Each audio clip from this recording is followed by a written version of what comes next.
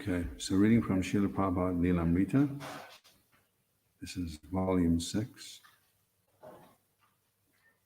This is the last, is this the last volume now in the series? Did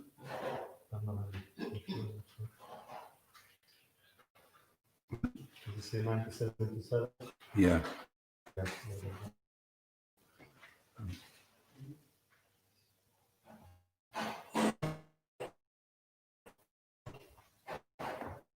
Uniting Two Worlds. This is now up to 1977, so this is Srila Prabhupada is about to leave us now. I'm very pleased to hear that you are increasing your book. This is a good sign that your preaching work is also strong. The more you increase your strength preaching, the more you are selling books, especially that my books be distributed widely. Prabhupada's ambition was to replace mundane literature with transcendental. At least every home that of Krishna conscious literature. He reasoned, because if there's one page, his life could be turned toward perfection. If 1% readers become devotees, he wrote, that will change the world. Shishikunditaya Maya Prashasiki Jai. Whereas mail order advertisers were satisfied with a 5% response, Srila Prabhupada had spoken of an even smaller percentage, 1%, whom he thought could become pure devotees in response to receiving a book. Lord Krishna also confirms this in Bhagavad Gita. Out of many thousands among men, one may endeavor for perfection, and of those who have achieved perfection, hardly one knows me in truth. To make the world Krishna conscious, therefore, would require that millions of pieces of transcendental literature be distributed. Srila Prabhupada wanted his disciples to understand why they should distribute his books, and he instructed them through his letters. Who God is can be summed up in only 5 words. Krishna is the supreme controller. If you become convinced of this and preach it enthusiastically, success, you'll be doing a service for all living entities. You know, to join magazine, most important propaganda weapons to defeat the ignorance of Maya's army. Produce such literature and sell them profusely all over the world, to deliver the world from this. She wrote, I your because it proves that you consider it your responsibility to see that more and more people are reading our literature. This is the solid basis for our preaching work. No movement such use authority for preaching. And if someone reads our Krishna conscious philosophy, he becomes convinced. Srila Prabhupada ki jai.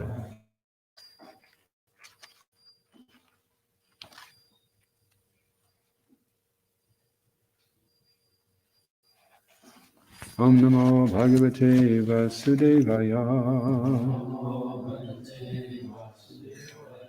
Om Namo Bhagavate Vasudevaya.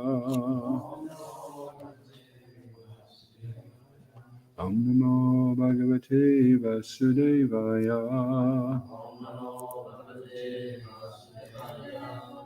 So we're reading from Srimad Bhagavatam. This is Canto 5. Chapter is entitled The Activities of Maharaj Agni-Dra. It's text 17. Shri Shuka Uvacha. Okay, so this is going to be interesting. This is the prose, and you're supposed just to read it, and at least that's what Dhruta Kama apparently says. Oh, okay. So we'll just do the word for word then.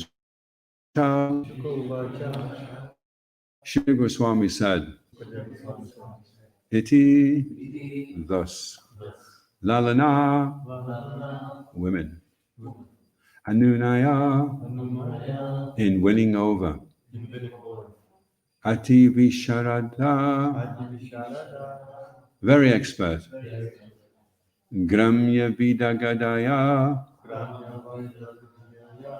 expert in fulfilling one's material desires, Paribhashaya,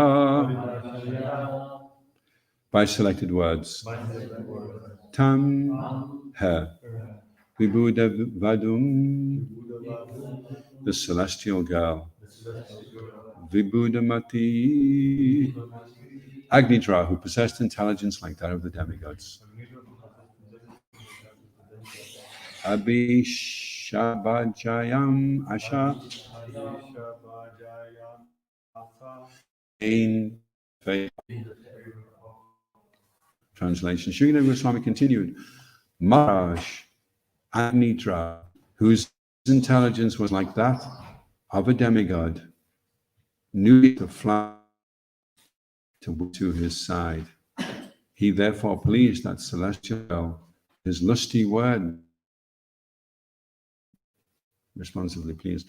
Srila Goswami continued, Maharaj Agnidra, whose intelligence was like that of a demigod, knew the art of flattering, win them to his side. He therefore pleased girl with his lusty words and gained her favor. Prabhupada ki jai. Since King Agnidra was a devotee, he had no attraction for material enjoyment. Because he wanted Vajani, and Lord Brahma had sent Purvachiti for this purpose, he expertly pleased her with flattering words. Women are attracted by man's flattering words. One who is expert in this art of flattery is called Vidagdha. Omagana Tamaranda Shagananjana Shalakaya Jaya Shri Krishna Chaitanya Prabhu Nityananda Shri Advaita Gadadha Shri Vasadi Gauda Bhaktavinda Hare Krishna Krishna Krishna Hare Hare Hare Rama Rama Rama Hare Hare. So here we learn that Maharaj Agnidra, he knew the art of how to flatter women, and them to side, and he was successful in doing.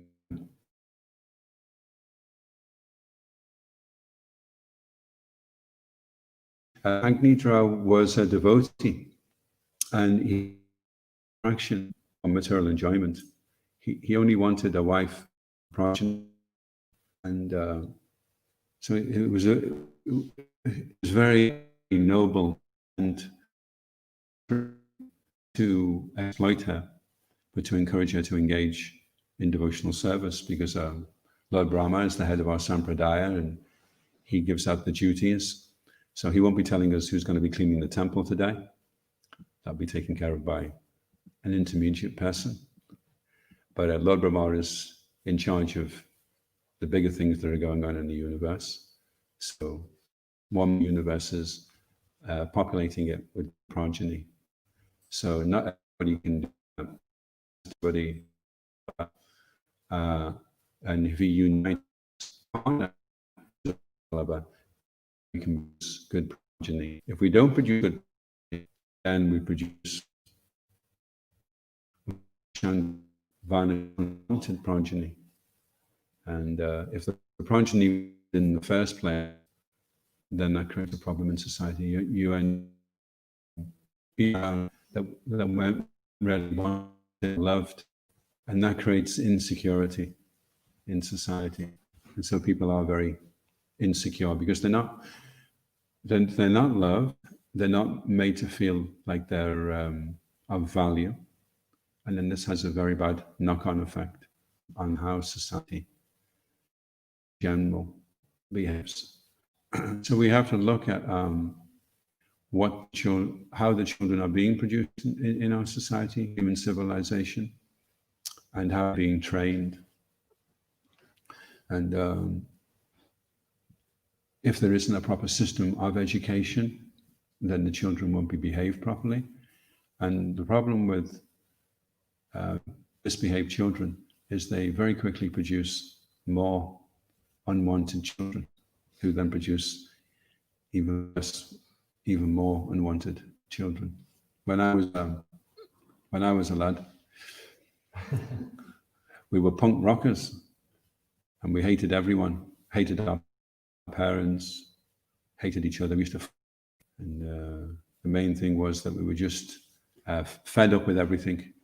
So this was our way of retaliating to show discontent. There was a whole generation that were like that. The generation before that, the generation of hippies, and they were disillusioned with the prohibition, so they wanted to rebel. So they were doing all the things they'd been restricted from doing. And then we have the generation that comes amongst the straight edge, and they want to not do all the things that all the hippies were doing. So they don't want to have promiscuous relationships. They don't want to take intoxication. They're vegetarian or vegan. I don't know if they do any gambling, but the basic thing is that they're averse to what the previous generation was doing. So the pendulum keeps swinging one way, and then swinging the other way, and then swinging the other way. Anyway, King Agnidra, he wanted to engage Parvati in devotional service. He wanted her to perform a very important activity, which was to bring progeny into the world, which would be an asset in society. So that is the responsibility for people that marry.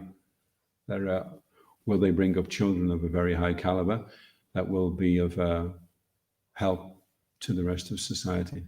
And if they're able to do this, then this is a great service, a wonderful service.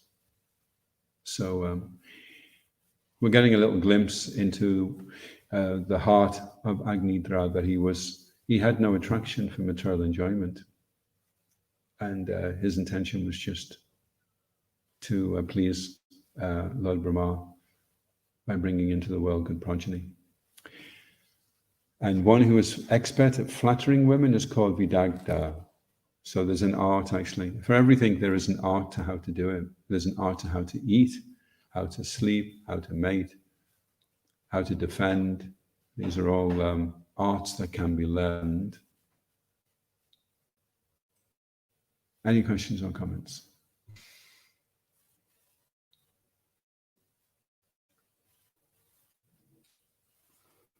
Nothing online.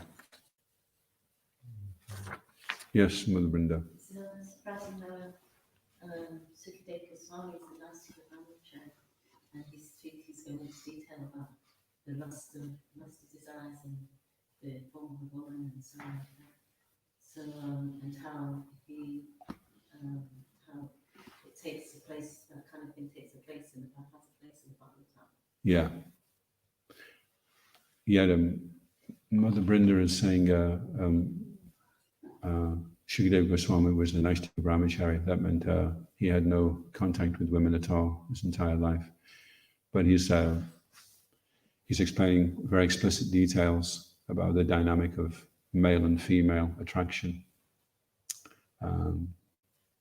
showing actually that in its proper perspective, it's like the seed verses, isn't it, in the Bhagavatam? Whatever you see, if you don't see it in reality, then certainly it is my illusory reflection, which appears to be in darkness. That's one of the seed verses. So whatever it is, you don't see that in relationship to Krishna, then it's just as illusory energy.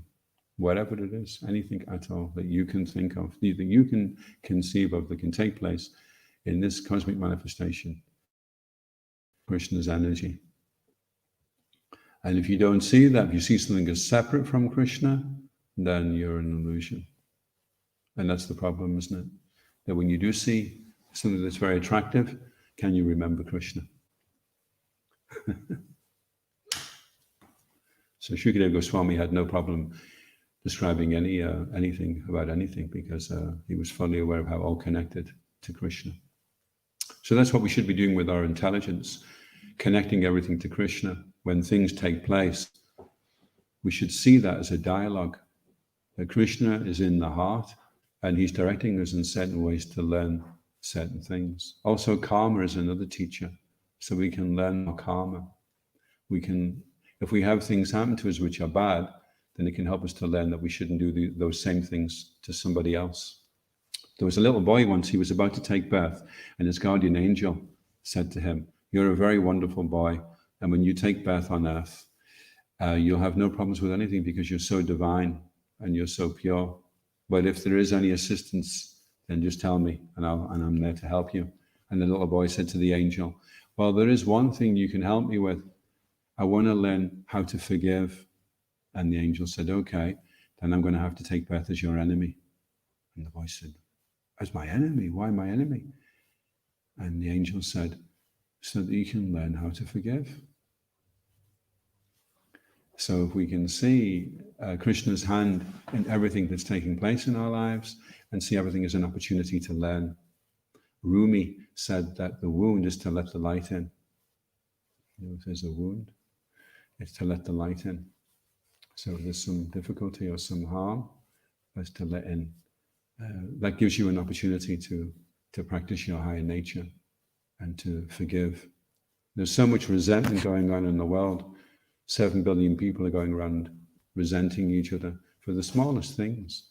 Srila Prabhupada explains that in Kali Yuga, the atmosphere is surcharged with this disturbance, this quarrel is going on all the time. People are fighting over everything. They're even fighting with each other, with themselves. They're fighting with themselves even. So there's so much resentment and hatred, which is all very negative mode of ignorance energy. And mode of goodness, one of the symptoms of the mode of goodness is compassion and forgiveness. So you don't take offense. When people do things, you don't take offense. You forgive them immediately and you show your love for them. And actually, that's good for you as well. When Nelson Mandela was leaving the prison, he said at that point he realized he had to leave aside his resentment, or he would remain in the prison. And they say that forgiveness is like that. Forgiveness is when you let the prisoner free, and then you suddenly realize that the prisoner is yourself. So you forgive somebody not because they deserve to be forgiven, but because you deserve to forgive them.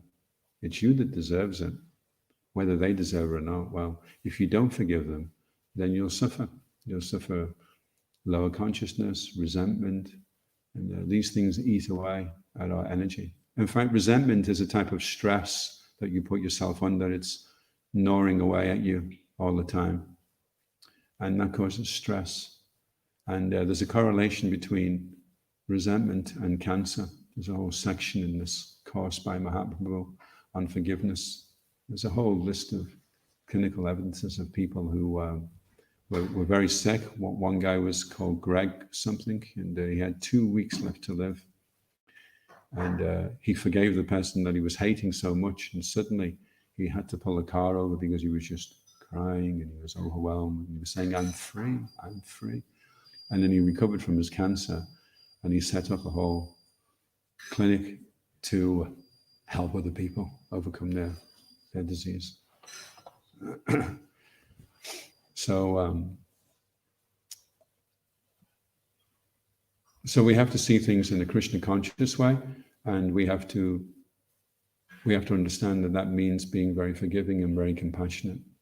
And if we find ourselves moving away from that type of consciousness, then we have to proactively pull ourselves back. And we'll get plenty of opportunities to do that.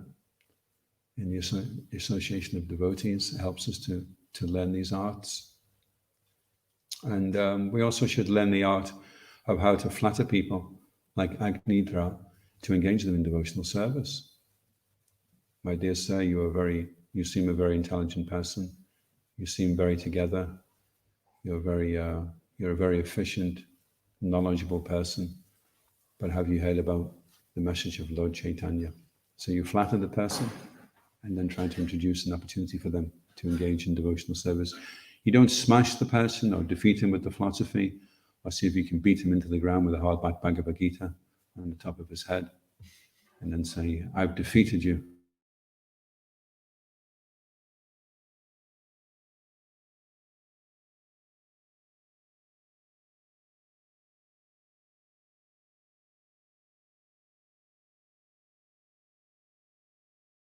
For such a small donation. Any questions or comments? Yes, regular Father. Prabhupada actually quotes the Bodhananda Saraswati, I believe, who is making the same point as you, saying you're the greatest person, and follow your lotus feet, you're so intelligent, etc. This is like Acharya's recommended principle, is to try for people to give them cases. Yeah, Lord Chaitanya was the same, wasn't he? He went to the place where they bathe their feet, and he was, and then Prakashananda was asking, well, why don't you study Vedanta? And he says, because I'm a fool. But everyone knew by that time he was Nimai Pandit. You know, he only had to hear something once, and he knew it. So he had phenomenal grasp of the philosophy.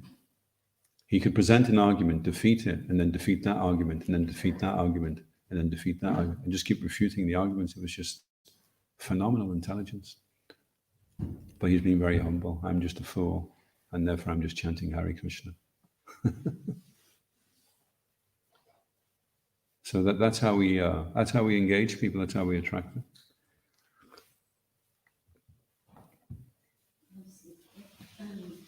We compared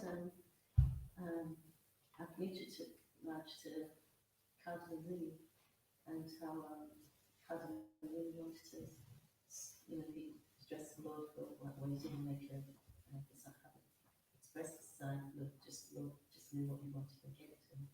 He didn't want to go back home, had to go to the straight way. And similarly here, King Agnicca, he didn't want to go back home, back to Godhead Island straight away. He had he wanted to go to Triloka chasing after Purvachiti. Oh, okay. So, but then he's still, like he says here, he's a devotee, so well, maybe in one way it could be seen as a fall down, but at the same time, Krishna sees the bigger picture, and but then still, he has King Vrishabha as his grandson. Oh, wow. So he's not an ordinary Yeah, devotee, even though he has said how he's Saraswati, but now it seems that he was quite detached, but not so detached that he wanted to go back to Pitriloka. Yeah. Well, what's interesting is if we look at all these different pastimes, we may think, oh, this one has fallen down and this one's made a mistake. And this one doesn't seem such a great person. You wouldn't catch me doing something like that. You could slip into that mentality, but a nice way to look at it is to see everything in relation to how Krishna is seeing everything. Because when Indra tried to kill all the residents of Vrindavan, he went to Lord Brahma. He says, I'm in big trouble. I've really, really made a big boo-boo, big mistake. And Lord Brahma said, and he said to Lord Brahma, he said, you made a mistake as well. What's the best way to get out of this one? And Lord Brahma said to Indra, he said, yeah, I made a mistake, but it wasn't as bad as yours. That's serious stuff. You've made a very, very, don't ask me. I wouldn't know what to do because I've never done anything like that.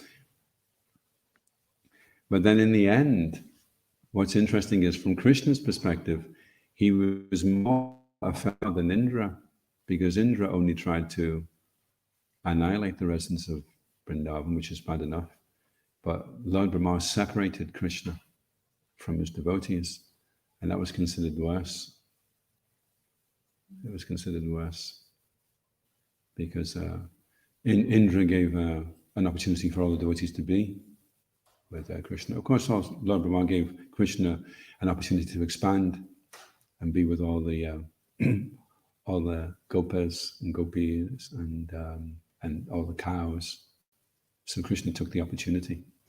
So it's interesting to look at it from that perspective. Okay, so this person has done this, but it's going to bring out this quality, or it's going to allow this to take place, and so Krishna is pleased. So it's not always. And if you're looking at someone else and saying, well, I don't think Krishna would be very pleased by the way you've behaved, you have to be careful because you don't know. You don't know So better not to interfere. Apichatsu darachara. If the devotee is situated rightly in his determination, then who are we to judge him? If you want to continue on strongly, then it's between him and Krishna. It's interesting that this morning from Madhurya Kadambini of Vishwanath Chakravarti Thakur is analyzing what is the qualification for bhakti in time start your process of devotional service. So he says if one is lusty, it's not actually disqualification. But in Jnana Yoga and many other paths, if you have lust, you can't really properly engage in it. You'll become disqualified for practicing. Jnana means you renounce the whole world, take sannyas, and do this. But if one has lust, it's not a disqualification. And this verse that the teacher Sudarachara is also mentioned. One has got a strong determination to be a devotee. Is the clock slow or are we running fast? Sorry. If one has lust that is got a strong desire to be devoted, then a person would even consider saintly because it's properly engaged in determination, and that lust is going to go away in due course of time and become purified. There's an interesting example of that in Ramanuja Acharya. There was like a couple, and there was a procession of the deity in the street, and the lady, she was looking at the deity, and the man was so attached to the lady, he was just looking at her face. He didn't look anywhere else. And Ramanuja Acharya saw him, that that's the guy. And he showed a compassion upon him and said, look this way. And the guy looked and saw the deity. And his heart became transformed because Ramanuja Acharya decided out of his cosmic mercy to give back to this guy. Wow. And they become very, very advanced devotees. And the story where the brahmacharis they fight again because of the copings. Yeah. Ramanuja Acharya. So this is the same couple.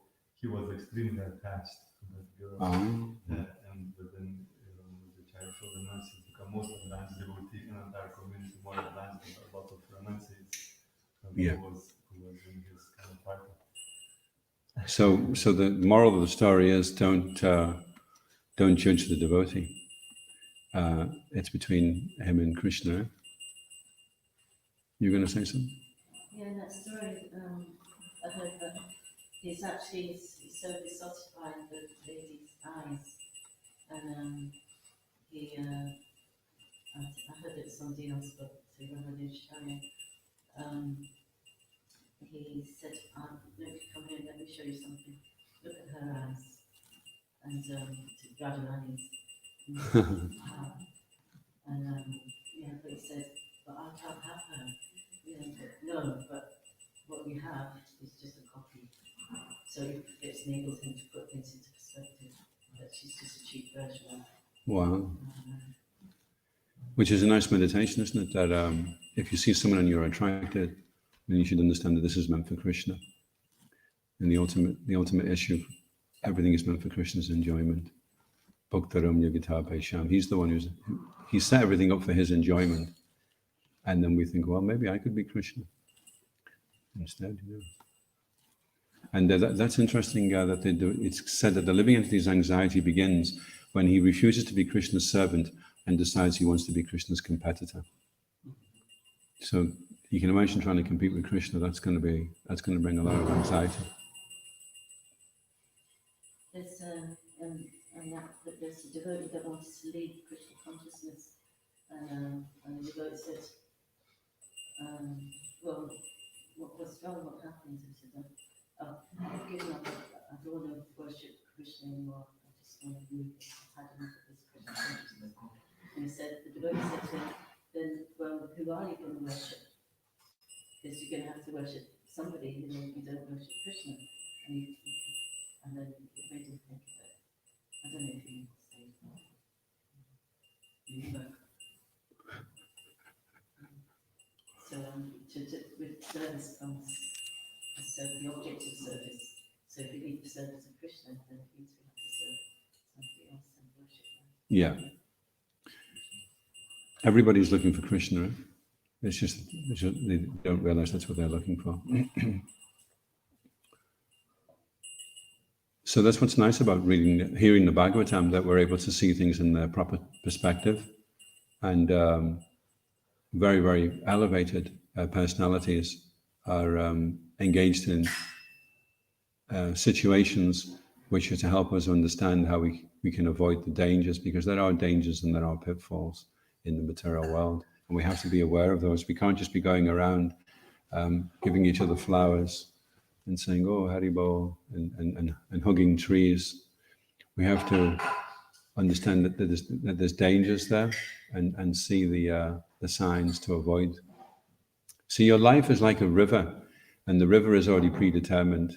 The river has bends at certain places, it has rapids at certain places, and it has rocks at certain places, and you can't change that because that's your karma. But what you can change is the skill with which you navigate yourself down the river in the course of your life. You can learn to control yourself, you can learn to be compassionate, you can learn to be forgiving, and then your journey down the river will be quite pleasant. But if you decide you're going to go down the river backwards, and you're going to watch Netflix on your iPad Pro on the way down until the data runs out, then you're going to have a very unpleasant time. It'll be the same river, same rocks, the same rapids, but you'll be navigating down it in a very, very poor way. So you'll have a very, very unpleasant journey down the river of life. So Bhagavatam is showing us, okay, this is how we react in this situation. If you make this mistake, this is how you get yourself out the mess. If you do this, you do like that. And then it's encouraging us because it's never just straight. When we first take up Krishna consciousness, we think, oh, it's going to be really, really straightforward. I'm just going to do like that. And I don't know why anybody has any problems. And who would want to leave devotional service anyway? And why would you want to get into Maya? That's crazy. It all seems really straightforward. And then you start on the path, and suddenly the path's not as straightforward as you thought. It's kind of crooked and slippery, and all kinds of strange and unusual things are happening. And you learn along the way, actually. It's not something you can learn before. If you're very intelligent, I suppose you could learn before. But generally, most of us are learning by the school of hard knocks. So Bhagavatam is like the supreme school of hard knocks. It's showing us, okay, this is what happens when this goes wrong, and this is what happens when you make this mistake. So we can learn, we can reflect on that. I think it's also encouraging that Krishna is so patient with that, so we don't, even though we find it so difficult, that we still don't have to waste time being hard on ourselves. Yeah. Just try and do what's necessary to. Well, what's interesting about patience, if you break down Trinada Pisanichana, Tarora Pisahishnana, Amani Namana, the ability to be tolerant and to show respect to everybody else, that's born of compassion. And it's said in the Nectar of Devotion that of all Krishna's qualities, his quality of compassion is the most important quality for the conditioned soul. That one is the one that we really we're really concerned with.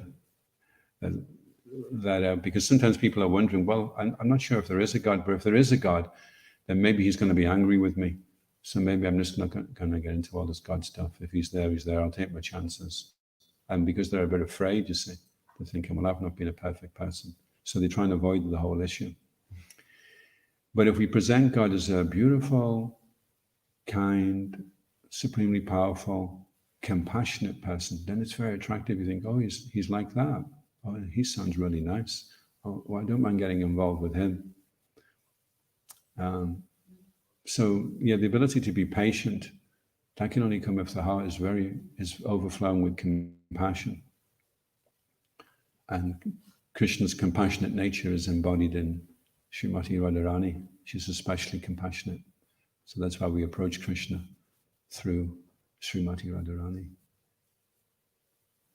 There's one thing that Krishna doesn't talk about in the Bhagavad Gita, and that's guilt.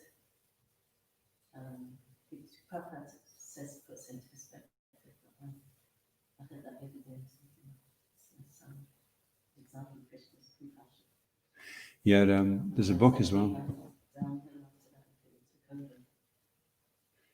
Yeah, I was just reading the difference between, it's a book called Triggers by David Rico. And it's the difference between guilt and shame. So guilt is something that you can forgive yourself for and recover from, but shame is something you carry with you all your life. It doesn't let you off the hook. If you feel shame, then that shame just stays with you all the time. Whereas with guilt, you may feel a little bit guilty and then you do something to make up for it, then you can move on in your life. But shame just goes with you wherever you go. Which is interesting. And there's also a very nice book by Danivir Maharaj called The Bright Side. And he says, nobody of any significance achieved anything of any importance by being discouraged. So when we feel guilty, if we become discouraged and we slacken our endeavors to practice Krishna consciousness, it's like being in the shower and you're showering away and then suddenly you look under your armpit and there's a clump of mushrooms that have grown there because you've not washed for so long. And you think, oh. So you suddenly just switch the shower off and you jump out and you say, I am completely filthy. I didn't even realize this is so bad. It's just disgusting, So you jump out the shower. Now what you should do in the shower is you put it on fuller. Oh my God. So then you get the biggest bar of soap and you're even more engaged in the activities, cleansing. So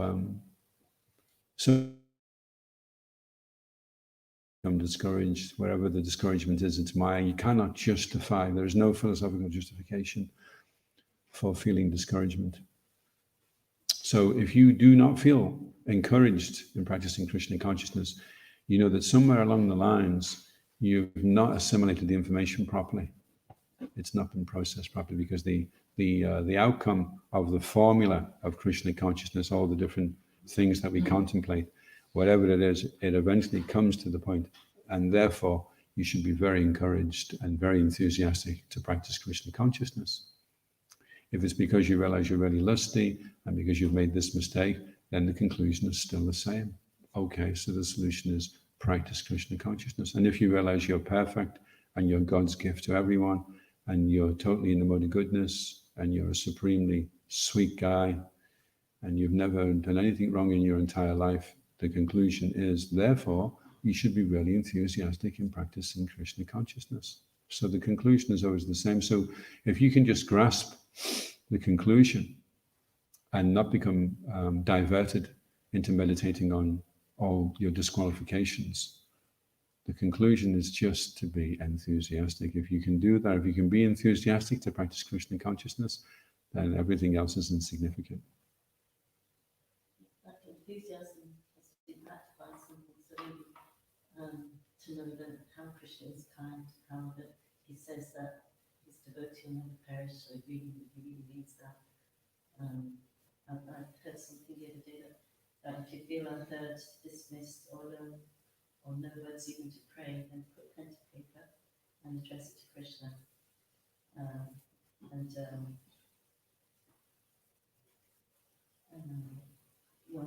When the recipient of your innermost thoughts is the reservoir of love, what you will receive will be more than you can imagine. And where's this from? This Chitti Shakti. She's a devotee of Bhakti Tirtha, and she's seminars. It's really, this one she doesn't guilt. It's really And that's what people are expecting when they come into our community. They're reading the books and it's all about, in fact, some devotees are very famous for saying it's all about love. Like the song, you know the song? What the world needs now is love, sweet love. It's the only thing that there's just too little love. So that's what they're expecting. They're expecting to come into a community of people who are very compassionate and kind-hearted. And that's how we rarely preach. That's how we back everything up. We walk the talk We show that we're embodiments. And then people will think, wow, he has so much love. He has so much compassion. I can't get this person angry. This person just will not be resentful. This is just amazing. Then the person thinks, maybe I should try this as well. This is really good. Yeah. If you're giving out books on how to be happy and you look miserable, then people will think he's either not read the book, or the book doesn't work. So when you're going out to give people Krishna consciousness, you have to be showing them that it's solving all your problems, every problem in life, physical, mental, psychological, intellectual, spiritual, whatever your problem is, this is the solution. So therefore the onus is upon us to make sure that we are finding the solution to everything, all the solutions. Or we should give out books called All About How to Be Miserable. And there is actually a book called How to Be Miserable. It's by Dan Greenberg. And one of the chapters is compare yourself to others. If you want to be miserable, take a magazine, look at the guy, measure your chest, look at his chest, measure his biceps, look at yourself, compare yourself with other people, and then you'll be really miserable. So it's a great way to get miserable. And obviously he's doing that in the book to show you that this is what you need to avoid doing if you want to be happy, you see. Otherwise we can become very expert at being miserable. We can gravitate towards misery, actually. Some people are only happy when they're miserable. You ever known anybody like that? And you can be saying the happiest thing, wow, look at that, it's going to be sunny today. And the person will always find something miserable to say. Well, we'll see how long it lasts. Have you seen the size of that cloud over there? Mm-hmm. He'll always find a way to try and make it miserable, whatever it is, you see. So the challenge is always how we can override the misery and the unhappiness and the sadness of the material world and show people that we're eternal, we're blissful, we're full of knowledge. That's what we are. We're just covered over right now. We want to unveil our real nature, our real self. Okay, well, I'll finish there, if that's okay. No questions, nothing online. ISKCON Govinda ki, Srila Prabhupada ki, Nitai Gaur Premanandi, Haribo. All of you ki jai.